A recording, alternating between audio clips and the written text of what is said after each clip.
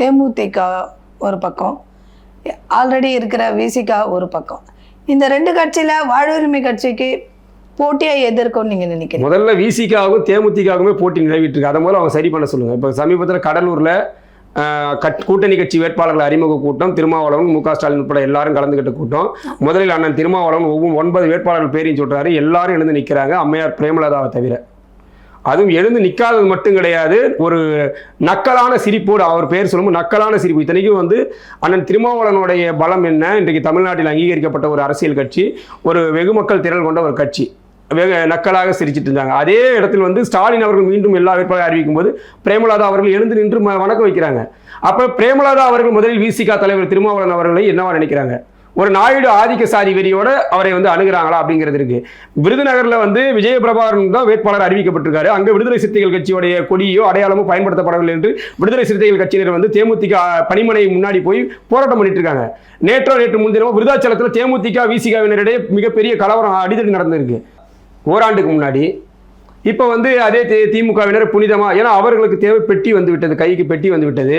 அதனால் அந்த பெட்டியை வாங்கிட்டு என்ன பேசுவாங்க, பெட்டியில தான் என்றது அவர்கள் ஒரு பட்ட பேரே வச்சிருக்கோம். பெரும்பான்மை தமிழ் சமூகங்களாக ஏற்கனவே வன்னியர் சமூகத்தின் வாக்குகளை பெரும்பாலும் அவங்க இழந்திருக்காங்க. இன்னைக்கு பாட்டாளி மக்கள் கட்சி இல்லை, தமிழக வாழ்வுரிமை கட்சி இல்லை, எந்த விதமான வன்னியர் சமூகத்தின் ஒரு பெரிய அடையாளம் மிக்க கட்சிகள் எதுவுமே கூட்டணியில் இல்லை. இது ஒரு புறம் இருக்க, மிக முக்கியமான சமூகமாக இருக்கக்கூடிய பறையர் சமூகத்தின் அடையாளமாக நீங்கள் என்னதான் அவர் எல்லா சமூக தலைவராக இருந்தாலும் பறையர் சமூக வாக்கை பெரும்பாலும் வைக்கக்கூடிய ஒரு தலைவராக அண்ணன் திருமாவளவன் மட்டும்தான் திமுக கூட்டணியில் இருக்கிறார். இப்போ அவரை நீங்கள் தொடர்ச்சியாக அவமரியாதை செய்வதன் மூலமாக அந்த சமூகத்தின் வாக்குகளை திமுக இழப்பதற்கான வாய்ப்பு அதிகமாக இருக்குது அப்படிங்கிறது தேர்தல் முடிவில் எதிரொலிக்கும். ஏன்னா திமுகவின் வாக்கு வங்கி என்பதே சிறுபான்மை மற்றும் பட்டியல் சமூகத்தினருடைய வாக்குகளை நம்பித்தான் இது வரைக்கும் திமுக தேர்தலில் களம் கண்டிருக்கு. இந்த முறை அந்த வாக்குகளில் பெருமளவு விரிசல் ஏற்படும் அப்படிங்கிறதா ஆதிக்க சக்திகளாக தான் அவங்க இருந்துகிட்டு இருக்காங்க. RSS உடைய சித்தாந்தக்குள்ள தான் இருக்காங்க. இப்போ கூடுதலாக இன்னும் நிறைய பேர் அனுப்பிட்டு இருக்கு. கட்சிக்கு கூட்டணியாகவும் இப்போ தேமுதிக இன்னொரு பக்கம் இனப்பாசத்தின் அடிப்படையில் தேமுதிக திமுகவோட ரொம்ப இணக்கமாக இருக்காங்க. அந்த நாயுடு தெலுங்கு லாபியோடைய அரசியலுக்குள்ள குறிப்பாக ஏவாவேலுடைய சம்பந்திய வேற பிரேமலதா ஆக போறதா ஒரு செய்தி இருந்துகிட்டு இருக்கு. ஏவாவேலுடைய பையனுக்கு பிரேமலதாவுடைய பேத்தியை திருமணம் செய்து வைக்க போறாங்க. சாரி, ஏவாவேலுடைய பேத்தியை பிரேமலதாவுடைய பையனுக்கு திருமணம் செய்து வைக்க போறதா ஒரு பேச்சு இருக்கு. ஸோ இது இன ரீதியான ஒரு பாசமாகவும், நீங்க தெலுங்கர்களாகவே எப்பயுமே RSSக்கு ஆதரவானவர்கள் தான். தெலுங்கர்கள் தான் தமிழ்நாட்டில் இந்துத்துவ அரசியலை அதிகமாக இங்கே இந்த மண்ணில் இந்துத்துவாவையும் பார்ப்பனியத்தையும் அதிகமாக அந்த தமிழ்நாட்டுக்குள்ளே கொண்டு அதை வேரூன்ற வைத்தவர்கள் தெலுங்கர்கள் தான். இது எல்லாருமே மறுத்துடுறாங்க. என்னமோ இன்னும் சேர சோழ பாண்டியர்கிட்டே போகிறாங்க. விஜயநகர பேரரசு காலகட்டத்திலையும் அதுக்கு பிறகான காலகட்டத்திலையும் இங்கே நிலவிய பார்ப்பனிய ஆதிக்கம் குறித்து யாரும் பேசுறதே கிடையாது. நம்ம பண்ணை இயற்கை அங்காடி 100% இயற்கை வேளாண் தயாரிப்பு. தொடர்புக்கு 87 54 44 92 99. டேன் மீடியா நேயர்களுக்கு வணக்கம். இன்று நம்மோடு தமிழக வாழ்வுரிமை கட்சியின் மாநில செய்தி தொடர்பாளர் திரு கண்ணதாசன் அவர்கள் இணைந்துள்ளார். அவரோடு பேசுவோம். வணக்கம். வணக்கம். இன்னைக்கு தமிழக வாழ்வுரிமை கட்சியின் தலைவர் வேல்முருகன் அவர்களுடைய பிறந்த நாள். அவர் 234 தொகுதியிலையும் தனித்து நின்று களங்காண்கிறார் இல்லையா? அவருக்கான வரவேற்பு எப்படி இருக்கு மக்களிடையில? நல்ல வரவேற்பு இருக்கிறதால தான் உத்வேகமாக தமிழ்நாடு முழுக்க இப்போ அவர் பரப்புரையில் ஈடுபட்டுருக்காரு. நேற்று புதுக்கோட்டையில் இருந்தார், இன்றைக்கி திருநெல்வேலி, நாளைக்கு திண்டுக்கல், கோயம்புத்தூர், சேலம்னு தமிழ்நாடு முழுக்கவுமே அவருக்கான கூட்டங்களுக்கு அவர் நேரம் ஒதுக்க முடியாத அளவுக்கு அவருக்கான வரவேற்பு தமிழ்நாடு முழுக்க இருக்குது. இன்னும் தமிழக வாழ்வுரிமை கட்சி தவிர்த்து பல்வேறு சிறு சிறு அமைப்புகள், பதிவு செய்யப்பட்ட கட்சிகள் கூட்டணியில் இணைந்து இந்த தேர்தலை எதிர்கொள்கிறாங்க. தடாரகம் அந்த மாதிரி இன்னும் நிறைய அமைப்புகள் இருக்காங்க, 25க்கும் மேற்பட்ட அமைப்புகள். அதனால் விஜய் போன்ற பெரிய பெரிய நடிகர்களே கூட்டணிக்காக பல காலமாக தவம் இருந்த போது கூட அந்த வாசலை யாரும் திரும்பி பார்க்காத போது, இவ்வளோ காலமும் அடையாளமே இல்லாமல் வெளிப்படுத்தப்படாத ஒரு தலைவராக இருந்தும் அவர் அறிவித்த அறிவிப்புக்கு அடுத்த நாளிலிருந்து எங்கள் அலுவலகம் வாசலில் ஏகப்பட்ட அமைப்புகள் நாள்தோறும் கூட்டணிக்காக தலைவரோடு பேசி வண்ணம் தான் இருக்காங்க. அதுதான் தலைவருடைய இத்தனை ஆண்டுகால அரசியலுக்கும் அவருடைய பொது வாழ்வின் தூய்மைக்கும் கிடைத்த ஒரு உத்தரவாதமாக நம்ம பார்க்குறோம். சரி, இப்போ விஜயை பற்றி நீங்கள் பேசியிருக்கீங்களே, அதனால நான் கேட்குறேன். எல்லா தொகுதியிலையும் பார்த்தீங்கன்னா ஒரு பக்கம் மற்ற கட்சிகள் இருக்கட்டும், ஆனால் உங்கள் வாழ்வுரிமை கட்சியை மிஞ்சிற வகையில் உங்களுக்கு நேரடி என்ன சொல்கிறது போட்டியாளராக இப்போ தமிழக வெற்றிக் கழகம் தெரிகிறது. அவருடைய அரசியல் பிரவேசம் உங்கள் வாழ்வுரிமை கட்சியும் முந்திரம் போல இருக்கே. இல்லை, எந்த இடத்துலையுமே விஜயோடைய அரசியல் பிரவேசம் வாழ்வுரிமை கட்சிக்கு எந்த விதமான பாதிப்பும் உருவாக்காது. ஏன்னா எங்கள் கட்சியை நேசித்து எங்களோட இயங்கக்கூடியவர்கள், எங்களோடு இருக்கக்கூடியவர்கள் வந்து அரசியல்படுத்தப்பட்ட நபர்கள் தான். தமிழக வெற்றி கழகத்துடைய வருகை என்பது திமுக அதிமுகவில் எந்த விதமான அரசியல் புரிதலும் இல்லாத நபர்களை அவர்கள் பக்கம் இழுத்துருக்காங்க. இப்போ நீங்கள் தமிழக வெற்றி கழகத்துக்கு அதிகப்படியாக மாற்று கட்சியிலிருந்து போன கட்சிகள் எதுன்னு பார்த்தீங்கன்னா தமிழக வாழ்வுரிமை கட்சி கிடையாது. அதிமுக, திமுக போன்ற, காங்கிரஸ் போன்ற, பாஜக போன்ற பல்வேறு கட்சிகள் இருந்து தான் தமிழக வெற்றி கழகத்துக்கு போயிருக்காங்க. அவங்க தான் இந்த மாதிரி வேட்பாளர்களாகவும் அறிவிக்கப்பட்டிருக்காங்க. அதனால் நீங்கள் தமிழக வாழ்வுரிமை கட்சிக்கு போட்டியாக தமிழக வெற்றி கழகம் வரும் அப்படிங்கிறதே வந்து ஏற்க முடியாது. பல தொகுதிகளில் எங்கள் கட்சி வேட்பாளர்களுடைய வேகத்துக்கு அவங்களால ஈடு கொடுக்க முடியல. இன்றைக்கி நீங்கள் நெய்வேலி, குறிஞ்சிப்பாடி போன்ற தொகுதிகள்லாம் போனீங்கன்னா நாள்தோறும் எங்கள் கட்சியோடைய முன்னணி வேட்பாளர்கள் மிக தீவிரமாக களப்பணியில் மக்களோட மக்களாக ஒவ்வொரு நாளுமே நூற்றுக்கணக்கான, ஆயிரக்கணக்கான தொண்டர்கள் பலத்தோடு தான் போயிட்டு இருக்காங்க. அந்த அளவுக்கு வந்து அவர்கள் ஒரு நல்ல வரவேற்பு இருக்குது. தமிழக வெற்றி கழகம் ஒரு சினிமா பின்னணியிலிருந்து வந்த ஒரு கட்சி. அது ஒரு ஈர்ப்பு இருக்க தான் செய்யும். ரசிகர்களுடைய அந்த ரசிக மனப்பான்மை கொண்ட ஒரு கூட்டம் வந்து விஜய்க்கு இருக்க தான் செய்யும். அது இந்த தேர்தலுக்கு பிறகும் நீடித்தால் அது வந்து கட்சி அப்படின்னு நம்ம எடுத்துக்கலாம். இப்போ வரைக்கும் அது ஒரு கூட்டம் தான், அவ்வளோதான். இப்போ நீங்கள் ஒரு வார்த்தை சொன்னீங்க இல்லையா, மற்ற கட்சியிலேருந்து தான் போயிருக்காங்க. மற்ற கட்சியிலேருந்து போனவங்க எல்லாருமே அந்த கட்சியில் ஒரு பொறுப்பில் இருந்தவங்க, ஒரு அமைச்சராகவோ எம்எல்ஏவோ ஒரு பொறுப்பில் இருந்தவங்க. வாழ்வுரிமை கட்சியில் அப்படி யாருமே இல்லையே, வேல்முருகனை தவிர்த்து. அப்படின்னா நீங்க வாழ்வுரிமை கட்சியிலிருந்து யாருமே போலன்னு எப்படி சொல்வீங்க? நாங்க தமிழக வாழ்வுரிமை கட்சியை பொறுத்த வரைக்கும் மண்ணையும் மக்களையும் நேசிக்கக்கூடிய மற்ற கட்சிகள் இருந்த பலர், இப்ப நீங்க சமீப காலங்களில் தமிழக வாழ்வுரிமை கட்சிக்கு நாம் தமிழரிலிருந்து பெரும் அளவிலான நிர்வாகிகள் வந்தாங்க. குறிப்பாக அந்த கட்சியின் 2ஆம் கட்ட தலைவர்கள் என்று சொல்லப்பட்டவங்களாம் வந்தாங்க. பல்வேறு சிறு சிறு அமைப்புகளை, சமூக இயக்கங்களை நடத்தி கொண்டிருந்தவர்கள் எல்லாம் அவருடைய அமைப்புகளை முழுமையாக தமிழக வாழ்வுரிமை கட்சியில் இணைச்சிக்கிட்டாங்க. அதனால் அவர்கள் எல்லாம் வந்து மீடியா விளம்பரம் இல்லாமல் இருக்கலாம். அவரவர்கள் சார்ந்த பகுதிகளில் தொடர்ச்சியாக மக்களுக்காக போராடக்கூடியவர்கள், மண்ணுக்காக போராடக்கூடியவர்கள் தான். இப்போ தமிழக வெற்றி கழகத்துக்கு ஏன் போயிருக்காங்கன்னா அவர்கள் வந்து அங்கே ஏதாவது ஒரு ஆதாயம் கிடைக்கும் அப்படிங்கிற எண்ணம். ஏன்னா இப்போ தேர்தல் வியூகங்கள் நீங்கள் சொல்கிறது என்ன, விஜய்க்கும் ஒரு வெற்றிக்கான வாய்ப்பு இருக்குன்னு எல்லா மீடியாக்களும் சொல்லுது. அதனால் வந்து அதிமுகவில் வாய்ப்பு கிடைக்காதவங்க, திமுகவில் வாய்ப்பு கிடைக்காதவங்க, பாஜக, காங்கிரஸ் போன்ற கட்சிகளில் வாய்ப்பு மறுக்கப்பட்டவர்கள், அரசியல் வாழ்வை முடிந்து போனவர்கள் தான் வந்து இப்போ தமிழக வெற்றி கழகத்துக்கு போவது மூலமாக தங்களுடைய வாழ்க்கையை வந்து அரசியல் பயணத்தை புதுப்பித்துக் கொள்ளலாம் அப்படின்ற ஒரு எதிர்பார்ப்போட போயிருக்காங்க. இவர்கள் மீண்டும் தமிழக வெற்றி கழகத்தின் இந்த தேர்தல் தோல்விக்கு ஒருவேளை தோல்வி அடைந்தால் அதற்கு பிறகு அந்த கட்சியில் இருப்பாங்களெல்லாம் சொல்ல முடியாது. அதனால இது ரெண்டுமே ஒப்பிட முடியாது. அவர்கள் அந்த கட்சியில் பன்னெடுங்காலமாக சுகபோகங்களை அனுபவித்து பல்வேறு சலுகைகளோடு வாழ்ந்து மீண்டும் அந்த சலுகைகள் கிடைக்காதோ என்ற ஏக்கத்தின் அடிப்படையில் கட்சி மாறினவங்க. எங்களோட இருக்கிறவங்க அந்த எந்த விதமான எதிர்பார்ப்பும் இல்லாமல் கடைசி வரை இப்போ தலைவர் சொல்வதா எங்கள் கட்சிக்கு வந்தால் வழக்குகள் தான் கிடைக்கும் அப்படின்ட்டு தலைவர் பல மேடைகளை வெளிப்படையாக சொல்கிறாரு. நீங்கள் தமிழக வாழ்வுரிமை கட்சிக்கு வந்தீங்கன்னா அதுக்கு பதவி கிடைக்கும், பணம் கிடைக்கும்னு நினைக்காதீங்க. இங்கே வந்தால் பல்வேறு வழக்குகள் தான் கிடைக்கும் சொன்னார். இப்போ எங்களை போன்றவர்கள் மீது பல்வேறு போராட்ட வழக்குகள் இன்றைக்கு வரைக்கும் இருக்குது. பல்வேறு மாவட்டங்கள் இருக்குது, ஒரு மாவட்டம் கிடையாது. இப்போ நான் அரியலூர் மாவட்டத்துக்கு போகிறேன், பொள்ளாச்சி நீதிமன்றத்தில் ஆஜராகிட்டு இருக்கேன், திருவண்ணாமலை ஆஜராகிறேன். இப்படி பல்வேறு நீதிமன்றங்கள் என்னை போன்றவர்கள் மீது பல்வேறு போராட்ட வழக்குகள், சமூக நலம் சார்ந்த வழக்குகள் இருந்துட்டு தான் இருக்கு. அதனால எங்கள் கட்சியில் இருப்பவர்களும் தமிழக வெற்றி கழகத்தில் இருப்பவர்களும் ஒன்றாக முடியாது. எதிர்பார்ப்புகளோடு போறவங்களும் மக்கள் நலனுக்காக நிற்கிறவங்களும் எப்படி ஒன்னா நீங்க ஒப்பிட முடியும்? இல்லை, நான் ஒப்பிடவே இல்லை. நீங்க சொன்ன வார்த்தை தான். தமிழக வெற்றி கழகத்தில் போய் சேர்ந்தவங்க எல்லாருமே மற்ற கட்சிகள்ல இருந்து போயிருக்காங்களே ஒழிய வாழ்வுரிமை கட்சியிலிருந்து வெளியேறல யாரும் அப்படிங்கறத. வாழ்வுரிமை கட்சியில வேல்முருகனை தவிர்த்து யார் இருக்காங்க? யார் இல்ல. நீங்க மறுபடியும் அதையே நீங்க சொல்லிட்டு இருக்கீங்க. நீங்க மீடியா வெளிச்சம் படாம நிறைய பேர் இருக்காங்க. அது இல்ல, நான் மற்ற கட்சியில இருந்து போன எல்லாருமே, திரு செங்கோட்டையனா இருக்கட்டும், இந்த மாதிரி இன்னொரு கட்சியில ஒரு அமைச்சராவோ எம்எல்ஏ ஒரு பொசிஷன்ல இருந்தவங்க வாழ்வுரிமை கட்சியில அப்படி யாரு இருக்காங்கன்னு கேக்குறோம். நீங்க இத வந்து நீங்க தான் அடிக்கோடிட்டு மறுபடியும் சொல்றேன். அந்த போனவர்களுக்கு மக்கள்கிட்ட என்ன செல்வாக்கு இருக்கு அப்படிங்கறத ஒரு கேள்வியா வச்சுக்கீங்க. நீங்க இப்ப வந்து மாற்று கட்சியில இருந்து அதிகாரத்தை சுவைத்து கொண்டு போனவர்களுக்கு இன்னைக்கு அந்த தொகுதிகள் என்ன மரியாதை இருக்குது, அவர்களுக்கு என்ன அங்கீகாரம், நீங்க மறுபடியும் நான் ஒரு போராளி அமைப்பையும் ஒரு ரசிகர் கூட்டத்தையும் எப்படி நீங்க ஒப்பிட்டு பேச முடியும்? ரசிகர் கூட்டமா போல, அதிமுக ல இருந்து போனவரு ரசிகர் கூட்டமா எதிர்பார்ப்புக்காக போறாங்க. அதுதானே உண்மை. அவங்க ஏன் போனாங்கன்ற கேள்விக்கே போல நம்ம. ஓகேங்களா, நீங்க சொன்னீங்க மற்ற கட்சியில இருந்து எல்லாம் போனாங்க, வாழ்வுரிமை கட்சியில இருந்து யாரும் போல. வாழ்வுரிமை கட்சி தமிழக வாழ்வுரிமை கட்சியில வேல்முருகனை தவிர்த்து ஒருத்தர் யாருமே இல்லாம 234 தொகுதிகள் இப்ப தனித்து போட்டிடுறாரா? நீங்க மீண்டும் மீண்டும் இந்த வாதத்தை போட்டிடுறீங்க.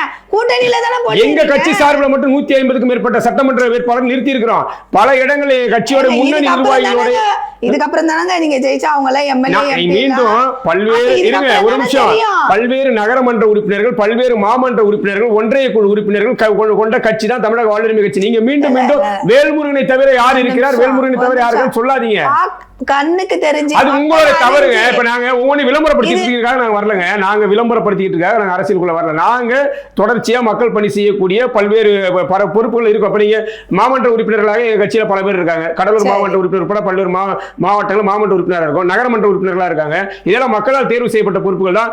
வார்டு கவுன்சில் இருந்து ஊராட்சி தலைவர்களுக்கு பல்வேறு பொறுப்புகள் எங்க கட்சியில் இருக்காங்க. அந்த பகுதி மக்களுக்கு மட்டும் தானே தெரியும்.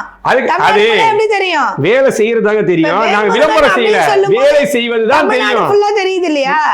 தமிழ்நாடு ஃபுல்லா தெரியுது இல்ல வேல்முருகன் சொல்லும் போது. நீங்க கட்சியில முத்துலட்சுமி அம்மா இருக்காங்க. இருங்க யாரு இல்ல, நீங்க சொல்ற யாரு இல்ல, நீங்க ஏன் காட்ட மறுக்கிறீங்க? முத்துலட்சுமி வீரப்பன் வந்து தமிழ்நாடுக்கு தெரியாதனப்பரா? சொல்லுங்க. முத்துலட்சுமி வீரப்பன், சுப உதயகுமார் போன்றவர்கள் தமிழக வாழ்வுரிமை கட்சியில் இணைஞ்சாங்களே, சுப உதயகுமார் போன்றவர்கள் வந்து தமிழ்நாட்டுக்கு தெரியாத அறிமுகமற்ற நபர்களா? இன்னைக்கு வியனரசு வந்து கட்சியில் இணைஞ்சிருக்காரு. இன்னைக்கு ஸ்ரீவைகுண்டம் தொகுதியுடைய வேட்பாளராக அறிவிக்கப்பட்டிருக்காரு. வியனரசு வந்து அரசியல் களத்தில் இல்லாதவரா, தமிழக அரசியலுக்கு தெரியாதவரா? அவர் பாட்டாளி மக்கள் கட்சி தொடங்கி அவருடைய வரலாறு என்ன? நீங்க அதுதான் நீங்க மீண்டும் நீங்க எம்எல்ஏ ஆவதுதான் தகுதின்றது வந்து எப்படி நீங்க வந்து ஒரு கட்சியோட அது மட்டும் அடையாளம் சொல்ல முடியும்? இப்ப நாம் தமிழர் கூட யாரும் எம்எல்ஏ ஆகவே இல்லை. இப்ப நீங்க நாம் தமிழர் கூட இது வரைக்கும் அடையாளம் யாரும் எம்எல்ஏ ஆகல. அதுக்காக நீங்க அவளை மறுத்துறீங்களா? நீங்க அங்க மட்டும் பட்டியல் போடுறீங்க. சீமான் கடத்து இவர் இருக்காரு நீங்க சொல்றீங்கல்ல, ஏன் அதை சொல்லிட்டு தான் இருக்கீங்க? சாட்டை துரைமுருகன் சொல்றீங்க, இடுமோனுக்கு எல்லா ஊரும் காட்டுது. நாங்க சொல்லலையே. நீங்க மீண்டும் டிஎன் மீடியா 24/7 ஒரு விஷயத்தை தொடர்ச்சியா பதிவு செய்ய நினைக்கிறீங்க. தமிழக வாழ்வுரிமை கட்சியில் வேல்முருகன் மட்டும்தான் இருக்கிறாருன்றீங்க. அதெல்லாம் கிடையவே கிடையாது. இன்றைக்கு தமிழ்நாடு தேர்தல் கணத்துல நீங்க நாம் தமிழர் கட்சி வந்து பொது தொகுதியில் பட்டியல் சமூக வேட்பாளர் நிறுத்தத்தை பேசுறீங்க. தமிழக வாழ்வுரிமை கட்சி 10க்கும் மேற்பட்ட பொது தொகுதிகளில் பட்டியல் சமூகத்தை சேர்ந்தவர்கள் வேட்பாளர் நிறுத்திருக்காங்க. 10க்கும் மேற்பட்ட இஸ்லாமிய வேட்பாளர் நிறுத்திருக்காங்க. எங்க கட்சி சார்பில் கூட்டணியில பல்வேறு இஸ்லாமியர்கள் இருக்காங்க. அது வேற. இப்படி பல்வேறு களங்கள்ல எங்க கட்சி வந்து எல்லா சமூகமும் நிறைந்த ஒரு கட்சியா இருக்கு. இதை பேசுவதற்காக யாருக்கும் மனம் வரல. அதான் ஒத்துக்கணும் நீங்க. சரி, இப்ப நம்ம மறுபடியும் விஜய்க்கு வருவோம். உங்க வாழ்வுரிமை கட்சிக்கு ஈக்குவலா தமிழக வெற்றி கழகம் இன்னைக்கு களங்கண்டுகிட்டு இருக்கு, மக்களுடைய பெரும்பான்மையை சம்பாதிச்சிருக்கு அப்படின்னு ஒரு பேச்சு. பல்வேறு முன்னாள் எம்எல்ஏ எம்பிக்கள் நிரம்பிய ஒரு கட்சிக்கும் எந்த விதமான அரசியல் அதிகாரமும் சுவைக்காத இளைஞர்கள் கூட்டம் கொண்ட ஒரு கட்சிக்குமான வேறுபாடு இருக்கு. நீங்க தமிழக வெற்றி கழகத்தின் வேட்பாளர்கள் 100க்கும் மேற்பட்டவர்கள் முன்னாள் எம்எல்ஏக்கள், முன்னாள் எம்பிக்கள், முன்னாள் அரசியல் பொறுப்புகளில் மிக அதிகாரம் சுவைத்தவர்கள். அவர்கள் செலவு பண்ண முடியும். தமிழக வாழ்வுரிமை கட்சியில் இருப்பவர்கள் எல்லாம் களத்தில் நின்று போராடிய போராளிகள். எல்லாரும் மீது வழக்குகள் மட்டும்தான் இருக்கும். அதனால எங்களுடைய வேகமும் அவங்களுடைய வேகமும் ஒப்பிட வேண்டான்றதான். ஏன்னா அது வந்து நீங்க அதிகாரத்தில் இருந்து ஒருத்தன் வந்து மறுபடியும் விஜய் வந்து புதுசா ஒரு கட்சி ஆரம்பிச்சு புதுசா வெறும் எந்த விதமான அரசியல் அதிகாரமும் பெறாத ஒரு சமூகத்தை இணைத்து அவர் கட்சி நடத்தல. அவர் வரும்போதே அவர் பின்னாடி யாராக வந்தாங்க? லாட்ரி, மிகப்பெரிய இந்தியாவின் லாட்ரி அதிபருடைய மருமகன் ஆதவ் அர்ஜுனா. நீங்க அதிமுகவிலும் பிஜேபியிலும் மிக முக்கியமான பொறுப்பில் இருந்த சிடிஆர் நிர்மல்குமார், ஏற்கனவே பாண்டிச்சேரியில் ஒரு சட்டமன்ற உறுப்பினராக இருந்த புஷி ஆனந்த், நீங்க கேஎஸ் 9 முறை சட்டமன்ற உறுப்பினராகவும் பல முறை முக்கியத்துவம் வாய்ந்த துறையின் அமைச்சராக இருந்த கேஎஸ் செங்கோட்டையன், இப்படி எல்லாருமே வரிசைப்படுத்திட்டு போலாம். இவர்களும் தமிழக வாழ்வுரிமை கட்சியில் இருந்து உண்மையிலே களத்தில் நின்று போராடியவர்கள் எப்படி நம்ம ஒப்பிட முடியாது? அந்த வேகத்தை ரெண்டும் ஒப்பிட தேவையில்லை. ஆனா இதுல எந்த வேகம் அவர் வளர்றாருன்றது வந்து அவர் செலவினங்களை காட்டலாம். நீங்க வந்து செலவு பண்ணா கூட ஒரு 500 பேர் திரட்டிட்டு போலாம். இப்ப திமுக அதிமுக கூட தான் கூட்டம் கூடுது. உண்மையிலேயே அது மக்கள் வந்து விரும்பி போறாங்களா இல்லைன்றதா கேள்வி. நாங்க செலவு பண்ணாம கூடுற கூட்டத்துக்கும் அவர்கள் செலவு செய்து கூடுறதுக்கு வித்தியாசம் இருக்குல்ல. அதாவது செலவு கூடுற கூட்டத்தை வச்சு இப்போ பேச்சு இல்லை. இப்போ ஒரு பெரிய ஆளுக்குன்னு ஒரு சில நெருக்கடிகள் இருக்கலாம். இப்போ விஜய் வளரலன்னு நீங்கள் எப்படி சொல்வீங்க? இப்போ ரொம்ப பெரிய நெருக்கடிகள் அவரை நோக்கி அவருடைய படம் ஒன்று ஜனநாயகன் படம் லீக் ஆகியிருக்கு. இப்போ இந்த மாதிரி பெரிய ஸ்ட்ரெஸ்லாம் யாரை தேடி வரும்? அந்த வளர்றவங்களை நோக்கி தானே வரும். ஜனநாயகன் படம் யாரால லீக் ஆகியிருக்கும்? கேள்வி இதுதான். ஜனநாயகன் படம் இது வரைக்கும் சென்சார் போர்டுக்கு மட்டும்தான் அனுப்பப்பட்டிருக்கு.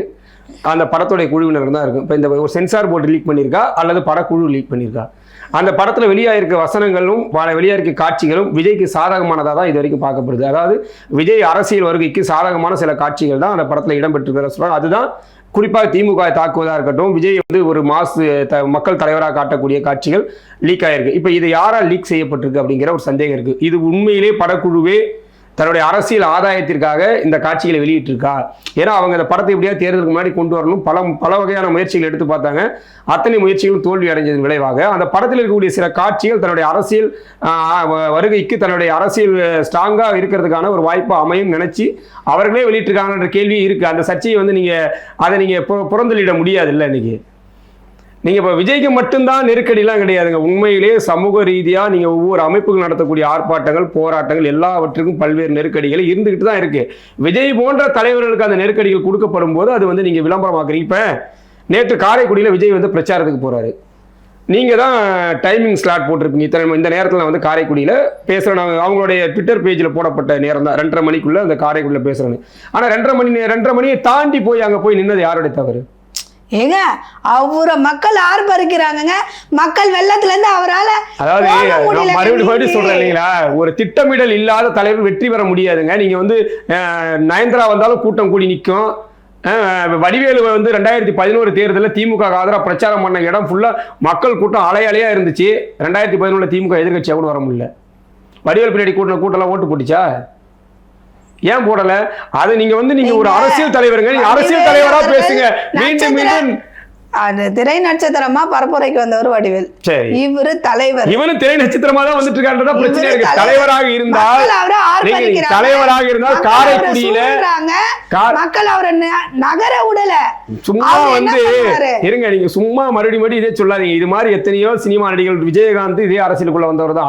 அவரும் ஒரு சினிமா நடிகரான தலைவராக வந்தவர் தான். அவருடைய பிரச்சார பயணங்கள்ல எங்கேயும் திட்டமிட்ட நேரங்கள்ல பிரச்சாரம் பண்ணாம அவர் போயிடல. அவர் வந்து எல்லா இடங்கள்லையும் அவருடைய தொண்டர்களை அணியை வச்சு அதை சரியாக அரசியல்படுத்தி அவர் எந்த இடத்துக்கு எத்தனை மணிக்கு போகணுன்றது திட்டமிட்டு நகர்ந்தார். இவர் வந்து திட்டமிட்டு ஒவ்வொன்றையும் தன்னை வந்து ஒரு பெரிய மக்கள் கூட்டம் கொண்ட தலைவராக காட்டணுன்றதுக்காக தாமதப்படுத்தி அவர் எந்த இடத்தையும் அவர் எடுத்துக்கிட்ட இலக்கியம் முழுசாக முடிக்காமல் போயிட்டு இருக்காரு. இப்போ காரைக்குடியில் எவ்வளோ நேரம் காவல் காத்திருப்பாங்க விஜய் ஏதாவது பேசுவாங்கன்னு. கடைசியில் போய் பேசாமல் திரும்பி வந்திருக்கீங்க. அப்போ யாரு உங்களை நம்பி நின்ற மக்களை ஏமாற்றிட்டு வரல? நீங்கள் உங்களை நம்பி நிற்கிற வேட்பாளர் ஏமாற்றம் கிடையாதா? சும்மா நீங்கள் ஒரு தலைவராகிட்டீங்க, மறுபடியும் சினிமா ரசிகர் மாதிரியே சினிமா நடிகர் மாதிரியே பேசக்கூடாது. எல்லா நடிகர்களும் அரசியலுக்கு வந்திருக்காங்க. எல்லா நடிகர்களுக்கு முன்னாடி கூட்டம் வரதான் செய்யும். அதை ஒழுங்குபடுத்துவோர் தான் தலைவராக இருக்க முடியும். அதான் எங்கள் தலைவர் வேல்முருகன் தொடர்ச்சியாக சொல்கிறாரு, இன்னும் விஜய் நடிகராக மட்டும்தான் இருக்கிற தலைவராக ஆகலைன்னு. ஒரு திட்டமிடல் போகிறீங்க, அந்த திட்டமிடலுக்கு ஏற்ற நேரத்தில் உங்களால் போய் நிற்க முடியலன்னா அப்புறம் நீங்கள் எப்படி இதையே ஒழுங்குபடுத்த முடியல? நாளைக்கு நீங்கள் முதலமைச்சரானா கூட மக்கள் கூட்டமாக சட்டமன்றம் போக விடாமல் தடுத்து நிற்பாங்க. சட்டமன்ற கூட்டம் முடிகிற வரைக்கும் போகாமல் கூட்டத்தொடர் முடிஞ்ச உடனே போய் உள்ள கலந்துக்கீங்களா? மக்கள் முக்கியமா? மக்கள் தாங்க முக்கியம். மக்களுக்காக தான் நீங்க போறீங்க. அதை வந்து நீங்க ஒழுங்குபடுத்துங்கன்றோம். நீங்க வந்து போற இடங்கள்ல ஃபுல்லா வந்து அங்க இருக்கக்கூடிய மரங்களுக்கும் மின்கம்பங்களுக்கும் தடுப்பு வேலி போடுற அளவுக்கு உங்க கூட்டங்கள் மட்டும் எப்படி நடத்தப்படுது? எதனால இந்த கூட்டம் ஒழுங்கினமா நடத்துது? உங்களுடைய வாகனத்தின் மீது ஏன் விடுறா? தொடர்ச்சியா விஜய் வாகனத்தை பின்தொடர்ந்து போய் எல்லா கூட்டங்களையும் பாருங்க, ஏதாவது ஒரு வண்டி ஆக்சிடென்ட் ஆகிட்டு தான் இருக்கு. ஏன் இதை உங்களால் ஒழுங்கு செய்யும்? அப்ப என்ன ஒரு பிரச்சனைனா, விஜயை எளிதில் யாராலும் சந்திக்க முடியாதவரா இருக்கிறாரு. அவர் இந்த மாதிரி கூட்டங்களை பார்த்து தான் உண்டு அப்படின்னு எல்லாருமே நினைக்கிறாங்க. அந்த ஒரு பதற்றமும் அந்த ஒரு பரபரப்பும் தான் இந்த கூட்டத்துக்கான காரணம். விஜய் வந்து எளிதாக எல்லாரையும் சந்திக்கக்கூடிய நபராக விஜய் வந்து எல்லா ஊர்களையும் இப்போ நீங்கள் விஜயகாந்த் இறங்கி போய் பிரச்சாரம் பண்ணலையா? உங்களை மாதிரி என்ன இங்கேருந்து ஏறினா ஹெலிகாப்டர் ட்ரெயின் ஏரோப்ளைனில் வந்து இறங்கி அங்கேருந்து கேரவன் வண்டியில் போய் தான் அவர் பிரச்சாரம் பண்ணாரா? நீங்கள் இன்னும் அரசியல் தலைவராக மக்களுக்கான தலைவராக எளிமையா போங்க. விஜயை எல்லாரும் நினைத்த நேரத்தில் சந்திக்க முடியும்ன்ற நிலை வந்துச்சு, அந்த கூட்டமே வராதுங்க. இது வந்து நீங்க வந்து ஒரு பார்க்காத ஒரு பொருள், அரிய பொருளை பார்க்க வேண்டிய ஆர்வத்தில் தான் இந்த கூட்டம் கூடும். அது பார்த்துருச்சுன்னா சலிச்சு போயிடும் மக்களுக்கு. அந்த ஆர்வத்தை நீங்க தூண்டிக்கிட்டு இருக்கீங்க. ஐயோ விஜய் வருவார். ஏற்கனவே இந்த வேலூர்ல கூட அந்த பேட்டி பார்த்துருக்கீங்க. எனக்கு எக்ஸாம் இந்த வருஷம் போனால் அடுத்த வருஷம் எழுதிக்கலாம், விஜய் நான் இன்னைக்கு விட்டா நான் அடுத்து பார்க்கவே முடியாது. ஏன் முடியாது? அவர் மக்களுக்காக தான் வந்திருக்காரு. ஏன் அவரை பார்க்க முடியாதுன்ற ஒரு வார்த்தை ஏன் பயன்படுத்தப்படுது? ஏன்னா அவர் அப்படிதான் இருக்கார், பார்க்க முடியாத தான் இருக்கார். நீங்க மறுபடியும் அதை மட்டும் பேசவே மாட்டீங்க. விஜய் மக்களிடம் இன்னும் எளிமையான முறையில் செல்ல தயாராக இல்லை. அதை நீங்க ஒத்துக்குங்க. முதல்ல அவ்வளவு கூட்டத்துக்கு இடையில போயிட்டு மறுபடியும் அவர் மாட்டி மறுபடியும் மக்களுக்கு ஏதாவது இன்னல்கள் வந்தா என்ன பண்றது? அனிதா வீட்டுக்கு போனார் விஜய். கள்ளக்குறிச்சி கள்ளச்சாராய பிரச்சனையில் இறந்தவங்க வீட்டுக்கு போனார் விஜய். ஸ்டெர்லைட்டில் பாதிக்கப்பட்ட வீட்டுக்கு இதெல்லாம் விஜயோடைய தரப்பில் விஜய் கட்சியினர் சொல்கிறது தானே. அப்பெல்லாம் அந்த மக்கள் பிரச்சனை ஏன் வரல? நீங்கள் திட்டமிட்டு இது உருவாக்குறீங்க. உங்களை சுற்றி உங்களுக்கு மக்கள் ஆதரவு அதிகமாக இருக்குது, நான் வந்தால் கூட்டம் கூடும் காட்டணுன்றதுக்காகவே இது போன்ற காத்திருப்புகளை நீங்கள் அதிகமாக படுத்துறீங்க. இப்போ கரூர் பிரச்சனையாக இருக்கட்டும், நாமக்கல்லாக இருக்கட்டும், நீங்கள் போன எல்லா ரோட் ஷோக்களையும் நடந்த விஷயம் இதுதான். நீங்கள் வந்து மக்களை நீண்ட நேரம் காக்க வைக்கிறது மூலமாக உங்களை ஒரு மிகப்பெரிய தலைவராக நீங்கள் காட்டிக்க முயற்சி பண்ணுறீங்க. மக்கள் எளிமையாக சந்திக்கக்கூடியவர்கள் தான் தலைவர். உங்களை பார்த்துட்டு போய்டும், ஓட்டெல்லாம் போட மாட்டான். இதை வந்து விஜய் போடுறது உணரணும். கூட்டம் கூடக்கூடிய எல்லாருமே அதிமுக காரன் கூடுவான், திமுக எல்லாருமே விஜய் வராருன்றதுக்காக கூடுவான். விஜயை வந்து பார்க்க முடியாதுப்பா, அவர் வந்து போனார்னா பனை ஒரு வீட்டில் போய் படுத்துட்டாருன்னா வெளியே வரமாட்டார், இந்த மாதிரி வந்தால் தான் பார்த்துக்கலான்ற ஒரு முடிவில் இருக்காங்க. அதனால் இதையெல்லாம் நீங்கள் மாற்றாமல் மறுபடியும் விஜய் வந்து மக்களுக்கு வந்தால் கூட்டம் கூடும். அப்போ கூட்டம் கூட நீங்கள் அரசியல் வராதிங்க. அரசியல் வரதே மக்கள் கூட்டத்துக்காக தாங்க வரீங்க. அந்த கூட்டத்தை ஒழுங்குபடுத்தி அதுக்கிடையே தாங்க நீங்கள் உங்களுடைய அரசியலை வந்து கொண்டு போய் இந்த மக்கள்கிட்ட விதைக்கணும். 2.5 ஆண்டு ஆயிடுச்சு, 2.5 ஆண்டு ஆகி 3வது ஆண்டு கட்சி போயிட்டு இருக்கு. இன்னமும் விஜய் வெளியே வந்தால் கூட்டம் கூடும் சொல்லியிருக்கீங்க. அப்படியே கட்சி தொடங்க, கட்சி ஈட்டு மூடிட்டு வீட்டுக்கு போய் படுத்துங்க பண்ணையார் மாதிரி. சரி, உங்கள் ஆதங்கம் நீங்கள் வெளிப்படுத்துறீங்க. அடுத்த விஷயத்துக்கு போவோம். இப்போ ஒரு விஷயம், இப்போ ஒரு பெக்குலியரான ஒரு விஷயம்னு வச்சுக்கோமே, மக்களுக்கு இடையில ஒரு யோசனை என்னன்னா, திமுகவுக்கும் பாஜகவுக்கும் இடையில கள்ளத்தரமான ஒரு பேச்சுவார்த்தைகளோ உறவுமுறைகளோ இருக்குன்னு மம்தால இருந்து விஜய் வரைக்கும் சொல்றாங்க, தலைவர் வேல்முருகன் வரைக்கும். அதையெல்லாம் விட்டுறீங்க. விஜய் லாஸ்ட்டுங்க, எங்க உங்க தலைவர் அதுக்கும் உள்ள அடங்கிடுவாரு. நடுவுல கூட ஒரு பேரா கூட அவர் சொல்லாதீங்க. சரி, சொல்லுங்க. மம்தா முதற்கொண்டு வேல்முருகன் அவர்களை தொடர்ந்து விஜய் வரைக்கும் சொல்றாங்க இப்படி ஒரு ஸ்டேட்மெண்ட்.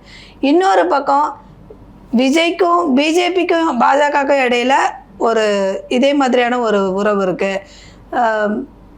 அது எப்படி சொல்றது, வெளிப்படுத்தாத ஒரு பேச்சுவார்த்தைகள் போய்கிட்டு இருக்கு அப்படின்னு ஒரு கருத்து நிலவுது.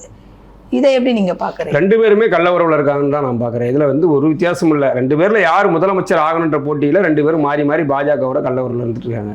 விஜய்க்கு வாய்ப்பு கிடைத்தால் விஜய் முதலமைச்சர் ஆக்குவோம் என்று பாஜக முன் வந்தால் விஜயும் அதுக்கு சம்மதிப்பார்.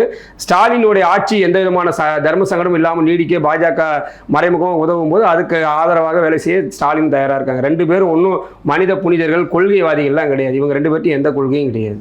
எப்படிங்க பாஜக அதிமுக கூட கூட்டணியில் இருக்குங்க? பாஜகவுடைய ஸ்பெஷலே கூட்டு சேர்ந்து எல்லாரும் அழிச்சிட்டு போகிறது. அதிமுக அழிக்க வேண்டும் என்பது தான் பாஜகவுடைய வேலை திட்டம். ஏன்னா திமுகவுக்கு அடுத்து பாஜக வரணும்னு பாஜக நினைக்குது.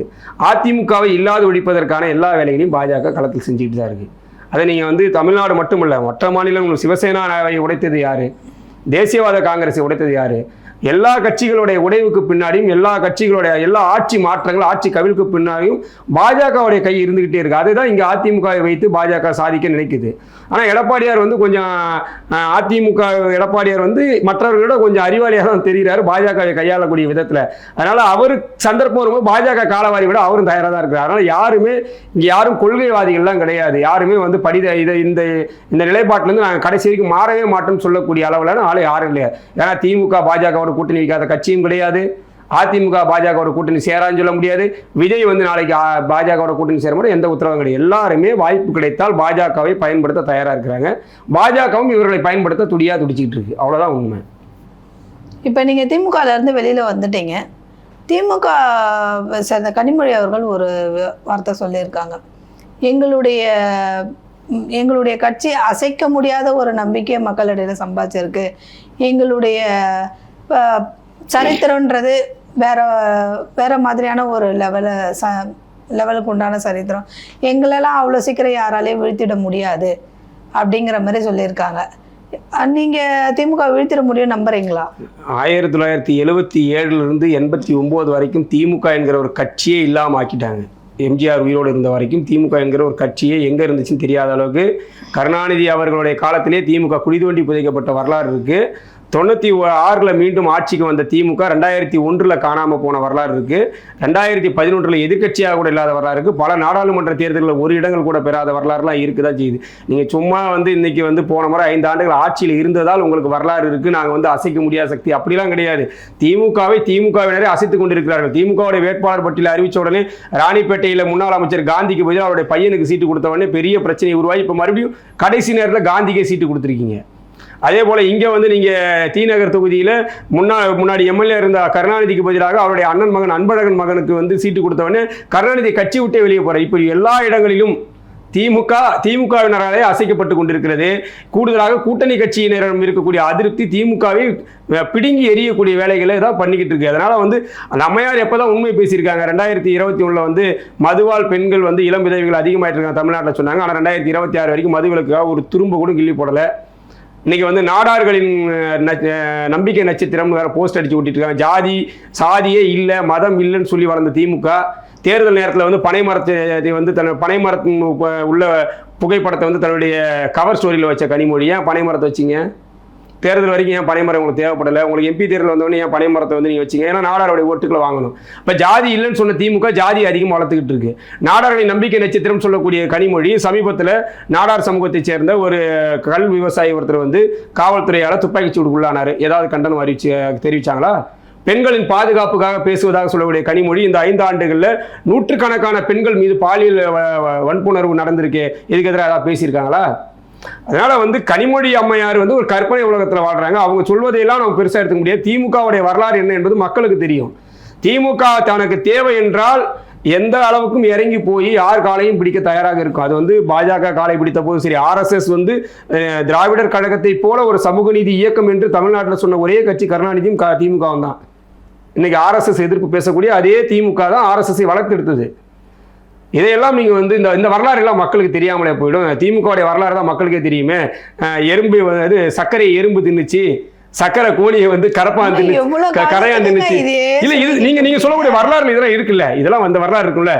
கச்சத்தீவை தாரை வார்த்து கொடுத்துட்டு 50 வருஷமா கச்சத்தீவை மீட்போம்னு தீர்மானம் போடுறது, கச்சத்தீவை மீட்போம்னு தேர்தல் அறிக்கை கொடுக்கிறது, காவிரி விவகாரத்தில் பச்சை துரோகத்தை செய்துவிட்டு இன்றைக்கு உங்களுடைய கூட்டணி கட்சியான காங்கிரஸுக்கு எதிராக பேச துப்பு இல்லாமல் அங்கே வந்து காவிரி விவகாரத்தை பேசினா கர்நாடகாவில் தமிழர்கள் தாக்கப்படுவார்கள் என்று உங்கள் அமைச்சரை விட்டு அறிக்கை கொடுக்கிறது.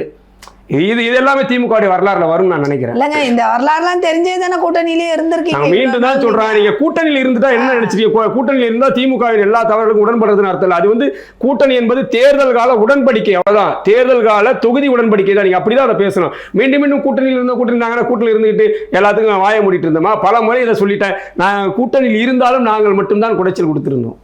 வேறு எந்த கட்சியோடைய தொண்டர்களோ எந்த கட்சியோட நிர்வாகிகளோ உட்காந்து இந்த மாதிரி திமுக கூட்டணியில் எங்கள் தலைவர் வந்து இவ்வளோ விஷயத்தை எதிர்த்து பேசியிருக்காரு சொல்ல நாங்கள் பேசுவோம். ஏன்னா நாங்கள் கூட்டணி என்பது எங்களுக்கு தேர்தல் உடன்பாடு.